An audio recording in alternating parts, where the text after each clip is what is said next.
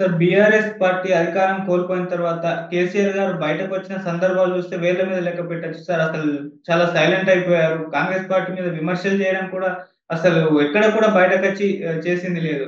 ఎందుకు ఈ విధంగా ఈయన సైలెంట్ అయిపోయారు? ఇప్పుడు తెలంగాణలో ఖమ్మం, మహబూబాబాద్ జిల్లాల్లో వరదలు అంత పోటెత్తినా కూడా ఆయన బయటకొచ్చి వాళ్ళకి సపోర్ట్ చేయడం గాని, మద్దతు తెలపడం, ఫండ్స్ ఇవ్వడం గాని ఇటువంటివి ఏమి కూడా చేయలేదు. అసలు బయటకే రావడం లేదు.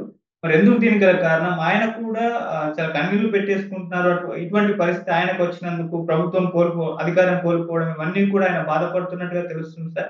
మరాయన బయటకి రాకపోవడానికి గల కారణం ఏంటి? ఈ పరిస్థితి ఎందుకొచ్చింది? కేసీఆర్ ఈ పరిస్థితి ఎదుర్కొంటాడని ఎవరు కూడా ఊహించలేదు.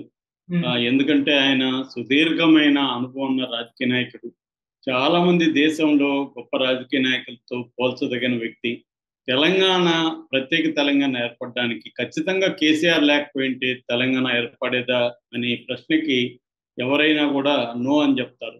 కేసీఆర్ లేకపోతే మాత్రం తెలంగాణ ఏర్పడే ప్రసక్తి లేదు. ఎందుకంటే కేసీఆర్‌తో పాటు చాలా మంది తెలంగాణ కోసం పనిచేసి ఉండొచ్చు. వాళ్ళ రోల్ ఉండొచ్చు.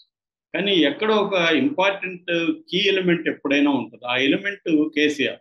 కేసీఆర్ ఎక్కడ వ్యూహాలు కావచ్చు, ఆయన లాబింగ్ కావచ్చు, అవన్నీ పనిచేశాయి. అనేక సార్లు రిజైన్ చేయడం కావచ్చు, తెలంగాణ సెంటిమెంట్‌ని రగిలించడంలో నిరంతరం ఆరిపోకుండా చూసుకోవడంలో ఆయన వ్యూహాలు కావచ్చు, ఇవన్నీ ఖచ్చితంగా పనిచేశాయి. సో, అలాంటి వ్యక్తి తర్వాత కూడా తెలంగాణని 10 ఏళ్ల పాటు ఆయన పరిపాలించగలిగారు. ఖచ్చితంగా తెలంగాణ అభివృద్ధిలో కేసీఆర్ పాత్ర ఉంది. ఫర్ ఎగ్జాంపుల్ పవర్ కావచ్చు, ఒకప్పుడు ఉత్పత్తి అనేది తెలంగాణలో ఉండేది కాదు. ఆంధ్రప్రదేశ్‌లో ఉత్పత్తి, ఇక్కడ డిస్ట్రిబ్యూషన్ అనేది జరిగేది. అట్లాంటిది ఆయన అంధకారం అయిపోతుందేమో అని కిరణ్ లాంటోళ్ళు, కిరణ్ కుమార్ ఇట్లాంటోళ్ళు చెప్పినా కూడా దాని నుంచి త్వరలోనే ఆయన బయటికి మిగులు విద్యుత్ ఉన్న రాష్ట్రంగా మార్చేయగలిగాడు. అట్లాగే వాటర్ తెలంగాణలో ఏందంటే ఎక్కువగా భూములు నదికి ముఖ్యంగా గోదావరికి పైన ఉంటాయి. గో కాబట్టి గోదావరి నుంచి నీళ్లు తేవడం కష్టం అనేది అందరూ చెప్పారు. అట్లాంటిది ఆయన ఆహ్, పంట మిగులు ఉత్పత్తి సాధించగలిగే లక్షలాది ఎకరాలు చేయగలిగారు. అంటే వాటర్, పవర్ ఇలాంటివి అట్లాగే సంక్షేమం కూడా అనేక వర్గాలకు ఆయన సంక్షేమం కూడా బ్రహ్మాండంగా తీసుకెళ్ళగలిగాడు. అట్లాగే హైదరాబాద్ నగరాన్ని అభివృద్ధి చేయడం కావచ్చు, పరిశ్రమలను తీసుకురావడం కావచ్చు, ఇవన్నీ కూడా కేసీఆర్ ఖచ్చితంగా ఆయన అనేక పాజిటివ్ అంశాలు కేసీఆర్‌లో ఉన్నాయి. అయినా కూడా ఎందుకు ఓడిపోయాడంటే 10 ఏళ్ళు అనేది సామాన్యమైనది కాదు. 10 ఏళ్ళు ఎంత పరిపాలించినా అన్ని వర్గాల్ని సాటిస్ఫై చేయలేవు. రెండోది ఆయన పని విధానంలో ఒక అహంకారపూరిత ధోరణి రావడం. దానివల్ల ప్రజలు లేకపోతే నాయకులు అందరూ ఇబ్బందులకు గురి కావడం. ఈ అహంకారాన్ని మనం బుద్ధి చెప్పాలన్న ధోరణి కలగడం. అనేక మంది ప్రజాస్వామ్యవాదుల్ని, తెలంగాణ వాదుల్ని కూడా ఆయన ఇబ్బంది పెట్టడం. తను ఒక రాజులాగా నాకు నచ్చితే నిన్ను అందులో ఎక్కిస్తాను, నాకు నచ్చకపోతే నేను బొందలో తొక్కేస్తాను అన్నట్టుగా ఆయన బిహేవ్ చేయడం. ఇలాంటి అనేక కారణాలతో చేశారు. కానీ రాజకీయ నాయకులకు ఓటమి, విజయం అనేది కొత్త కాదు. కేసీఆర్‌కి కూడా కొత్త కాదు. కానీ నిజానికి కేసీఆర్ రోల్ బలంగా ఉంది ఇప్పటికి కూడా. ఎందుకంటే కేసీఆర్ లాంటి సీనియర్ నాయకుడు, అనుభవజ్ఞుడు, తెలంగాణ అణువణువు ఆయనకు తెలుసు. అలాంటి వ్యక్తి సైలెంట్ అయిపోయాడు. యాక్చువల్‌గా బిగినింగ్‌లో ఆయనకి యాక్సిడెంట్ జరగడం, కాలు దెబ్బ తగలడం, దాని తర్వాత ఆయన కొద్ది రోజులు రెస్ట్ తీసుకున్నాడు.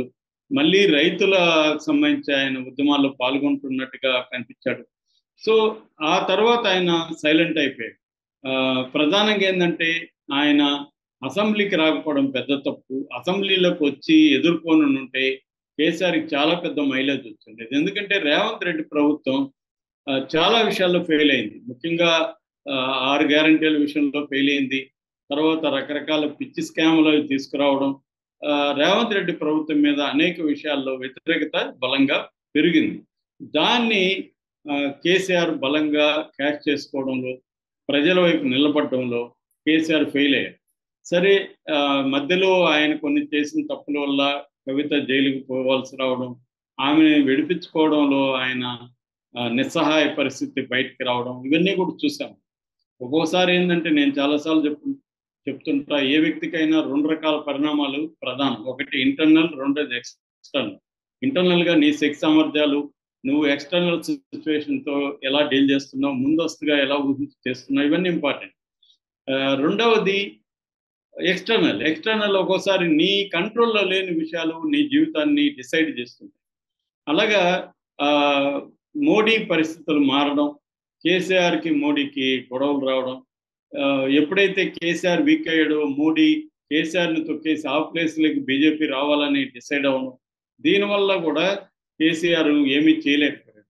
ఆయనకి ఆఫర్ చేయడానికి కూడా మోడీకి ఏమీ లేవు. మోడీతో ఆ, సంధి కుదుర్చుకోవడం అన్నా కూడా ఏమీ దొరకలేదు. చివరికి ఆయన పార్టీ విలీనం చేసేపోతున్నాడని వార్తలు వచ్చాయి. రవిప్రకాష్ ఓపెన్ గానే బద్దలు కొట్టాడు. మన రేవంత్ రెడ్డి అనేక సార్లు చెప్తున్నాడు. దానికి తగినట్టుగానే ఆమెకు బెయిల్ వచ్చింది. సో ఆ బెయిల్ ఎందుకు వచ్చిందంటే ఇటు ఈడీ కంప్లీట్ గా ఛార్జ్ షీట్ వేయకపోయినా కూడా ఆ, ముగింపుకు వచ్చేసింది విచారణ అని ఈడీ చెప్పడం, సిబిఐ ఫైనల్ ఛార్జ్ షీట్ వేసేయడం, ఇవి జరిగాయి కాబట్టి సుప్రీంకోర్టు కూడా బెయిల్ ఇవ్వగలిగింది. లేకపోతే ఈడీ కానీ సిబిఐ కానీ ఇంకా ఈ కేసు విచారణ కంటిన్యూ అవుతుందని గట్టిగా కానీ చేస్తుంటే సుప్రీంకోర్టు కూడా బెయిల్ ఇవ్వలేకపోయి ఉండొచ్చు. ఏదేమైనా అటువంటి ఒక పరిణామం రావడానికి ఎంతో కొంత మోడీతో ఒక ఒప్పందం జరిగిందని చెప్తున్నారు. అందుకని కేసీఆర్ బయటికి రావట్లేదు. ఎందుకంటే ఎలాగో మెర్జ్ చేసేస్తున్నాము. మెర్జ్ చేస్తున్నప్పుడు మనం ఇంకెందుకు బయటికి వెళ్ళి మాట్లాడటం, సైలెంట్గా ఉంటాం. ఇప్పుడు మనం పెద్ద రచ్చ చేసి మళ్ళీ మెర్జ్ చేసాం ఇంకా పరుగు పోతుంది అనేసి ఉన్నాడు అనే అంటున్నారు. ఈ పరిస్థితికి ఆయన కూడా చాలా బాధపడుతున్నాడని, ఫామ్ హౌస్లో కన్నీళ్లు పెట్టుకున్నాడని వార్తలు బయటకు వస్తున్నాయి.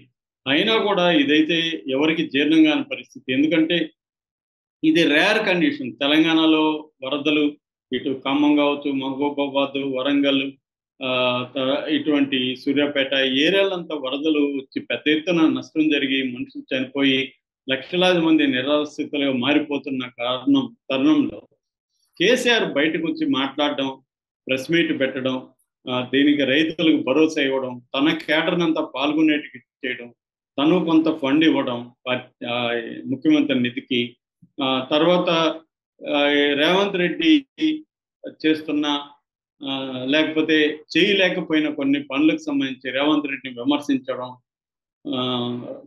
సెంట్రల్ గవర్నమెంట్ కూడా ఆదుకోమని అప్పీల్ చేయడం, ఇవన్నీ కానీ చేస్తుంటే కేసీఆర్ అధికారంలో ఉన్నా లేకపోయినా తెలంగాణ సమాజం వైపు ఉంటాడు, ప్రజల వైపు ఉంటాడు అన్న ఇది ఏర్పడేది. కానీ ఇంత గోల్డెన్ ఆపర్చునిటీని కూడా కేసీఆర్ ఉపయోగించుకోకుండా సైలెంట్గా ఉండిపోయాడంటే ప్రధాన కారణం బీఆర్ఎస్ బీజేపీలోకి విలీనం అయిపోతుందనేది అనిపిస్తుంది. వేరే కారణం ఏం లేదు. ఆయనకు ఆరోగ్యం బాగున్నా లేకపోయినా మాట్లాడడానికి ఏముంటుంది? కెమెరా ముందు వచ్చి మాట్లాడలేనంత పరిస్థితి ఉందా అంటే అది డౌట్ఫుల్. అందుకని ఇంత పెద్ద ప్రమాదం జరిగితే తెలంగాణలో కేటీఆర్ ఏమో అమెరికాలో ఉన్నాడు, కేసీఆర్ ఏమో ఫామ్ హౌస్లో ఉన్నాడు, కవిత ఎక్కడుందో ఎవరికి తెలియదు. ఇటువంటి ఒక సిచ్యువేషన్ ఓన్లీ హరీష్ రావు మాత్రమే ఒంటరిగా పోరాటం చేస్తున్నాడు. అది సరిపోవట్లేదు హరీష్ రావు. సో ఇది పేథటిక్ కండిషన్ కేసీఆర్ దివాళ. అందుకే ఆయన కన్నీళ్లు పెట్టుకోవడంలో ఆశ్చర్యం కూడా ఏమీ లేదు.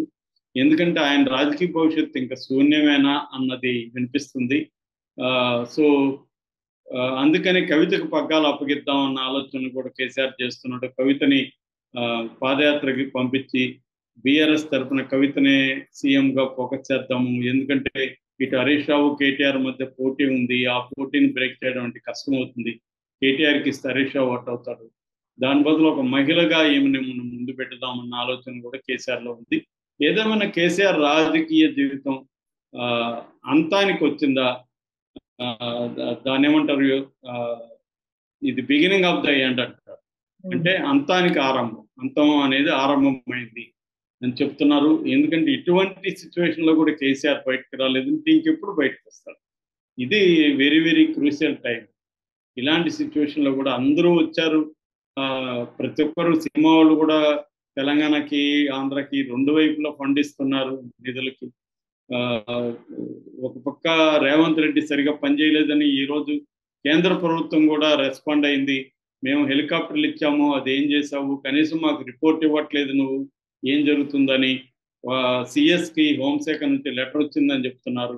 ఇటువంటి కండిషన్లో కేసీఆర్కి ఇది బలమైన టైం. కేసీఆర్, కవిత, కేటీఆర్, హరీష్ అందరూ కానీ ఇన్వాల్వ్ అయ్యింది కానీ దీంట్లో దిగి ఉంటే ఖచ్చితంగా బీఆర్ఎస్ కి మంచి పేరు వచ్చిండేది. ఇటువంటి క్రైసిస్ సిచ్యువేషన్ లో కేసీఆర్ ప్రజల వైపు నిలబడి పోరాడాల్సిన అవసరం ఉంటే ఆయన సైలెంట్ గా ఏడ్చుకుంటూ ఉండడం అనేది దురదృష్టకరమైన సన్నివేశం.